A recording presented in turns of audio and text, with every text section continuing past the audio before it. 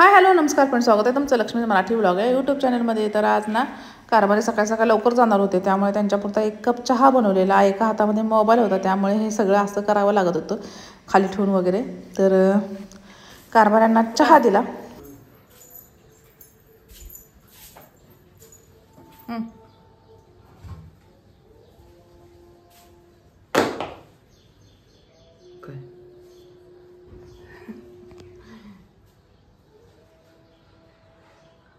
सकाळ सकाळची वेळ आहे, त्यामुळे 7च्या पण अगोदरचीच वेळ आहे. मला वाटते 6:45ची वेळ आहे. आणि मिस्टर गेलेत लवकर. आणि कसं झालं, मिस्टर ज्या दिवशी लवकर जातात त्या दिवशी हिला फिरवण्याचा नंबर माझा असतो. तर हिला फिरवणं म्हणजे एक मोठा टास्कच आहे, कारण ही खूप आगाव आहे, पळते खूप, एवढी म्हणजे हेल्दी असून पण. आणि हिला थोडंसं म्हणजे फिरवण्यासाठी ना 2 हे लागतात चेन. पण असो, फिरून आणले पटकन. मी तिची साखळी वगैरे काढून घेतली, बेल्ट पण काढते आम्ही. असंच दिवसभर तिला मोकळं सोडतो घरामध्ये. पाणी दिलेलं आहे तिला पिण्यासाठी. सकाळ सकाळी आम्ही फिरून आणलं, तिला पाणी देतो पिण्यासाठी पहिला. हाय फ्रेंड्स, स्वागत आहे तुमचं लक्ष्मी मराठी ब्लॉग आहे यूट्यूब चॅनलमध्ये. तर आता सकाळचे ऑलमोस्ट 9 वाजलेले आहेत. आणि सकाळी आज संडे आहे आणि शिवाय मे महिन्याची सुट्टी पण चालू आहेत, त्यामुळे थोडंसं उठणं लेट व्हायला लागलेलं आहे. हल्ली थोडंसं रुटीन चेंज करायचं आहे शेड्यूल आता. चला आमची सोनीची बाळ दाखवते. सकाळ सकाळी सगळ्यात आधी तर इथं आलेच होते, तर तुम्हाला दाखवते सोनीची बाळ आमची. सोनूला ना आमच्या 3 पिल्ले झाले आहेत बघा, एकदम छान आहेत असे. एक व्हाईट ब्राऊन आहे, एक ब्लॅक अँड व्हाईट आहे, आणि एक आहे ना चित्त्यासारखं आहे, म्हणजे व्हाईट आणि ब्लॅकच आहे ते, पण डॉट डॉट आहे.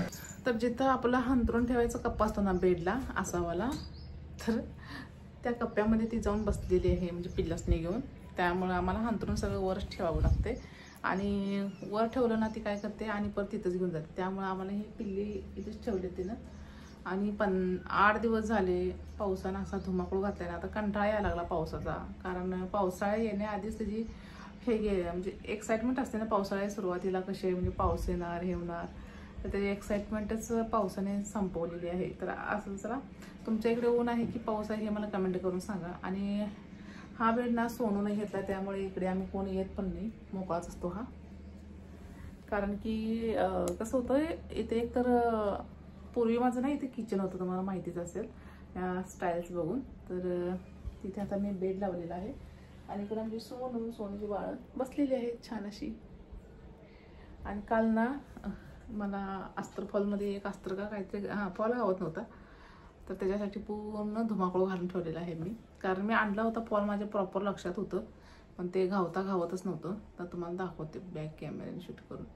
काय व्हायला लागले, ज्या वस्तू आपण ठेवलेल्या असतात त्या वेळेवर जागेवर नाही घावल्या आणि वेळेवर घावल्या नाहीत, तर थोडंसं होतं तसं. मग मला एक फॉल लावायचाच होता आणि तो सापडतच नव्हता. मग त्याच्या दुसरा एक होता तसला सेम, मग तो काढला, पुन्हा मग तो घावला फॉल, असं झालं. त्याचा आता मला दाखवते. तर ना एक फॉल शोधण्यासाठी माझ्याकडे जे काही म्हणजे अस्तर वगैरे होते ते सगळंच काढलं मी पिशवीतून. आणि हा जो दिसतोय ना गोल्डनवाला, तर तो फॉल होता, तो सापडला शेवटी. आणि हे 2 दिवसाचे म्हणजे कपडे शिवलेले आहेत बघा कस्टमरचे. मी ना रोज जास्त काही शिवत बसत नाही, 1-2 ब्लाऊज शिवते, जास्त काही शिवायला बघत नाही. कारण की माझे थोडे हेल्थ इश्यूज आहेत, पाय वगैरे सुचतात, त्यामुळे 2 दिवसात 5 ब्लाऊज शिवलेत. हा ब्लाऊज एक राहिलेला आहे, हा पण मी कंप्लीट करेन रात्री वेळ मिळेल तसा. आणि त्यानंतर तुम्हाला दाखवते. इकडे आमची हानी बसलेली आहे बघा, हे बघा. तर हानीला ना वर जायचं असतं सारखं, आणि वर जाते ना पावसात भिजत बसते. तर तिला ना मी असं इथं जिन्याला खुर्ची लावून दिलेली आहे, म्हणजे तिला वर जाता येऊ नये, कारण ती पावसात बसल्यानंतर तिला सर्दी होते लगेच.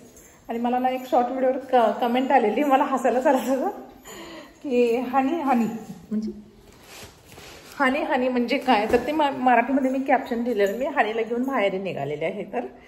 तर ते हानी म्हणून असं तिने फक्त हे टाकलेलं आहे आणि स्माइली टाकलेले आहे. तर मला हसायला चाललं, कारण की तिचं नाव ना आम्ही ठेवलेलं नाही, तिच्या ओनरने ठेवलेलं आहे. सगळ्यात आधी घराची आवरावर करण्याआधी ना सगळ्यात आधी मी बेड क्लीन करून घेतला, कारण की बेडवरचा कचरा जो आहे तो सगळा खाली झटकून मग खालचं पण झाडून वगैरे मारता येते. काल मम्मी पप्पा आलेले होते, अचानक गावाला गेले होते आणि जाता जाता घरी आलेले.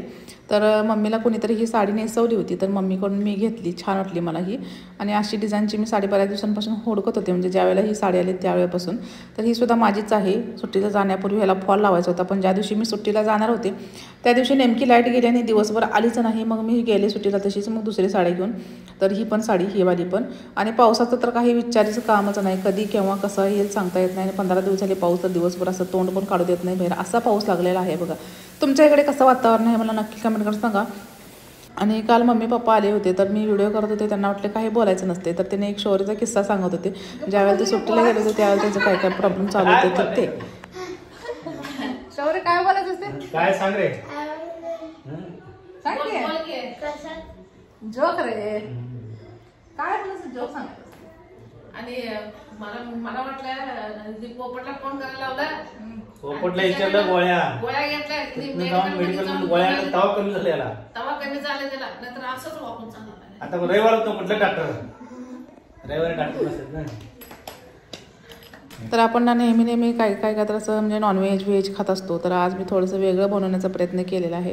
सिंपल असं कढईमध्ये तेल घेतलं, त्याच्यामध्ये जिरे मोहरीची फोडणी टाकली, त्याच्यामध्ये बारीक चिरलेला कांदा, मिरची, आणि कढीपत्ता असं घालून छान परतून घेतलं. सगळं एकाच वेळेला टाकलेलं आहे मी.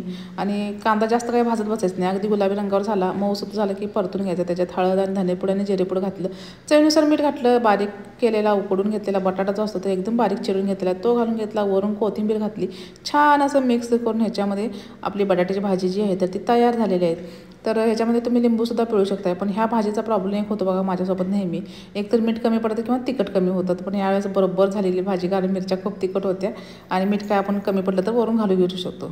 दुसरीकडे ना शिरा बनवायला घेतलेला आहे, पण ह्या शिऱ्याचं मी थोडंसं वेगळं काहीतरी करण्याचा प्लॅन करते. हे बघूया. तूप घालून घेतलं, त्याच्यामध्ये रवा घालून घेतला, छान परतून घेतलं, मिक्स करून घेतलं, त्याच्यामध्ये गरम पाणी घालून शिरा आपला तयार करून घेतला. नंतर ना ह्याच्यामध्ये साखर घालून घ्यायची चवीनुसार आणि छान मिक्स करून घ्यायचं. आता साखर घातल्यानंतर ना थोडंसं गुटळ्यासारखं दिसते, पण नंतर ना ते मऊ साखर विरघळणे ते एकदम मऊसूत होतं. त्यानंतर ना वेलची पूड घालून घेतली आणि छान मंद आचेवर परतून घेऊन घट्ट झाल्यानंतर झाकून ठेवायचं आहे 1-10 मिनटं.